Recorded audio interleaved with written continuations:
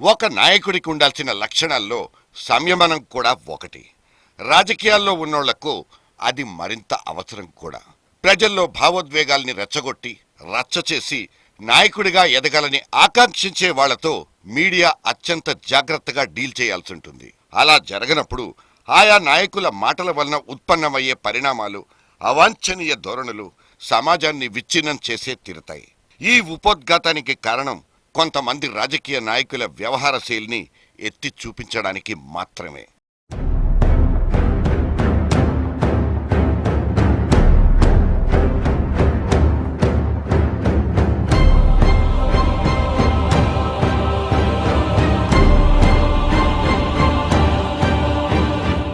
ఈయన పేరు లగడపాటి రాజగోపాల్.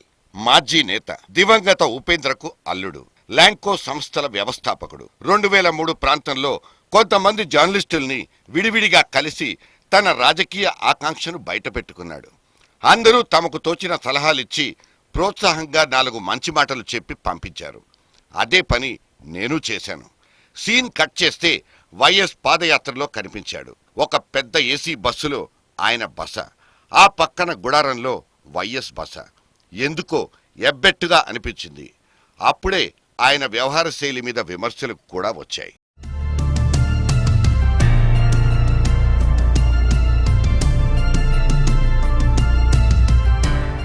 ఆ తర్వాత విజయవాడ ఎంపీగా సీటు సంపాదించుకుని తన రాజకీయ ప్రయాణాన్ని మొదలుపెట్టుకున్నాడు.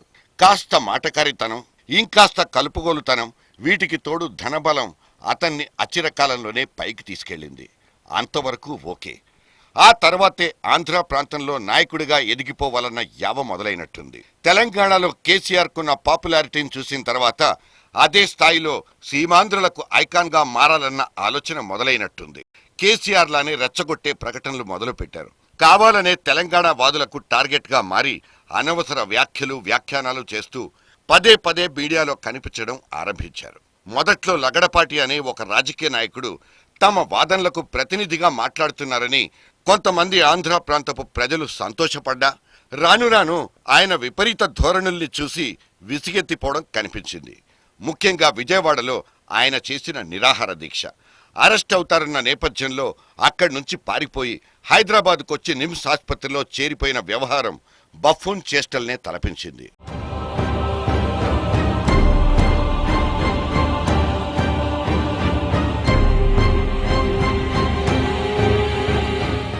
లగడపాటిది అపరిపక్వతగాను, దూకుడు మనస్తత్వం ఉన్నవాడిగాను భావించిన అధిష్టానం ఒక సందర్భంలో మందలిచ్చినట్లు కూడా వార్తలొచ్చాయి. విజయవాడలో కనకదుర్గమ్మ సెంటర్ దగ్గర ఫ్లైఓవర్ నిర్మాణాన్ని అడ్డుకుని ఆయన చేసిన రాజకీయ హంగామా అంతా ఇంతా కాదు. కేవలం తెలుగుదేశం ఆరంభించిన ఫ్లైఓవర్ ఆందోళనను అడ్డుకోవాలన్న ఆలోచనతోనే ఆయన చేపట్టిన ప్యారలల్ ఆందోళన ఆయన్ని అభాసుపాలు చేసింది. ఒక ప్రజాప్రతినిధిగా ఉంటూ ప్రజలకు అత్యవసరమైన ఒక మౌలిక సౌకర్యాన్ని అడ్డుకోవడం ఏంటంటూ స్వపక్షం నుంచే విమర్శలు వచ్చాయి. మొత్తం మీద ఆయన అటు తెలంగాణ వాదుల మనసుల్లో విలన్గా ముద్ర వేయించుకోవడంతో పాటు తన సొంత ప్రాంత వాసులు, సొంత సామాజిక వర్గంలో కూడా ఒక నాయకుడిగా తన హోదాను పెంచుకోలేకపోవడం స్పష్టంగా కనిపిస్తుంది.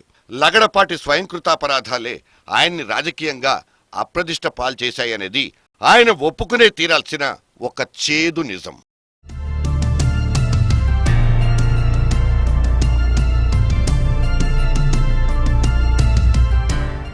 ఇక ఉద్యమ పంథాలో ఎదిగిపోయిన ఇంకో నాయకుడు హరీష్ రావు. కేసీఆర్ మేనల్లుడిగా రాజకీయ ఓనామాలు దిద్దుకున్న హరీష్ కూడా దుందుడుకు స్వభావం ఉన్నవాడే. తనకున్న మాటకారితనంతో, వ్యవహార దక్షతతో రాజకీయాల్లో చకచకా ఎదిగిపోయినా నోరు పారేసుకుని సీమాంధ్రుల మనసుల్లో తిరుగులేని విలన్గా ముద్రపడిపోయారు హరీష్ రావు.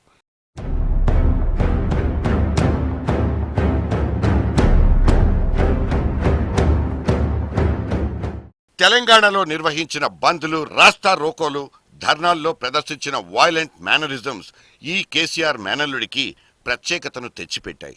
కేసీఆర్ ఎప్పుడో గానీ మాట్లాడరు. ఆయన ఏకైక రిప్రజెంటేటివ్గా, మౌత్ పీస్గా హరీష్ నోరు పారేసుకున్న సందర్భాలు చాలానే ఉన్నాయి.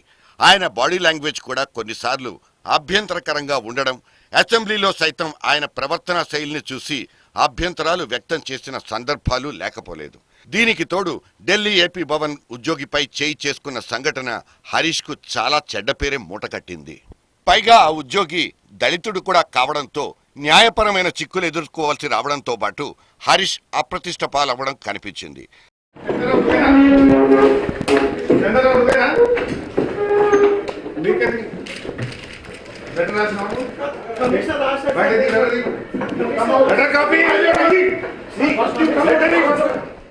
కేసీఆర్ ఉద్యమ ప్రస్థానంలో హరీష్ది దూకుడు స్వభావం కావడంతో భావోద్వేగాల్ని రెచ్చగొట్టడం చాలా సులభంగానే జరిగిపోయింది. కేసీఆర్ కొడుకు కేటీఆర్ లోపల ఎలా ఉన్నప్పటికీ బయట మెత్తగ్గా మాట్లాడి ఆలోచనాత్మకంగా వ్యవహరించే స్వభావం కావడంతో ఆ పార్టీలో కొంత బ్యాలెన్సింగ్ అట్మాస్ఫియర్ క్రియేట్ అయింది.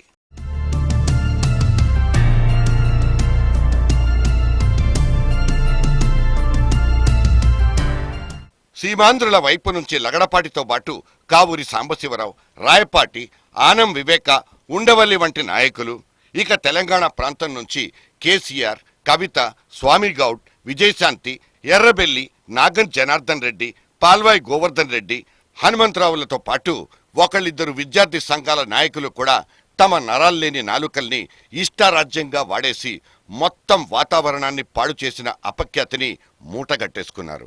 ఈ తన్నుడు భాషకు ఆజ్యం పోసింది కేసీఆర్ అని చెప్పక తప్పదు. ఆ తర్వాత ఆయన సంయమనం నేర్చుకున్న ఆయన అనుచరులు మాత్రం ఆ వారసత్వాన్ని పుణికి పుచ్చుకుని భావోద్వేగాల్ని మరింతగా రెచ్చగొట్టి పబ్బం గడుపుకున్నారు. ఈ మాటల దాడుల్లో ఇంకో ఆశ్చర్యకరమైన పార్శ్వం బయటపడింది. మతోన్మాద వ్యాఖ్యలు చేయడంతో పాటు పాత బస్తీలో ఉద్రిక్తతలు రెచ్చగొట్టడంలో కేసులు కూడా ఎదుర్కొంటున్న మజ్లిస్ సోదరుల్లోని పెద్దవాడైన అసదుద్దీన్ ఓవైసీ నిన్నటికి నిన్న మాట్లాడుతూ సెటిలర్లను ఎవరైనా నిందిస్తూ కించపరుస్తూ మాట్లాడితే క్రిమినల్ కేసులు పెట్టే విధంగా చట్టాన్ని సవరించాలని సూచించడం ఆశ్చర్యపరిచింది. ఎంతో కొంత చిత్తశుద్ధితో ఆయనన్న ఈ మాటలు మిగతా నాయకులు ఆదర్శంగా తీసుకోవాల్సిన అవసరాల్ని గుర్తు చేస్తున్నాయి. అసెంబ్లీ సాక్షిగా ఒక టీఆర్ఎస్ నాయకుడు, అతని డ్రైవర్, లోక్సత్తా నాయకుడైన జయప్రకాష్ నారాయణపై తెగబడ్డ దాడులు, వాడిన పద ప్రయోగాలు విషాల్నే చిమ్మాయి. తెలిసో తెలియకో ఆవేశాలతో నోరు పారేసుకునే విద్యార్థి సంఘాల వారిని రాజకీయ ప్రయోజనాల కోసం రెచ్చగొట్టి మాట్లాడించే అన్ని ప్రాంతాల నాయకులు ఇకనైనా సంయమనంతో వ్యవహరించకపోతే మనం గీసుకున్న హద్దులన్నీ చెరిగిపోయి మొదటికే మోసం వస్తుందన్న నిజాన్ని గుర్తెరగాల్సిన అవసరం వచ్చిపడింది. Say big no to bad mouth.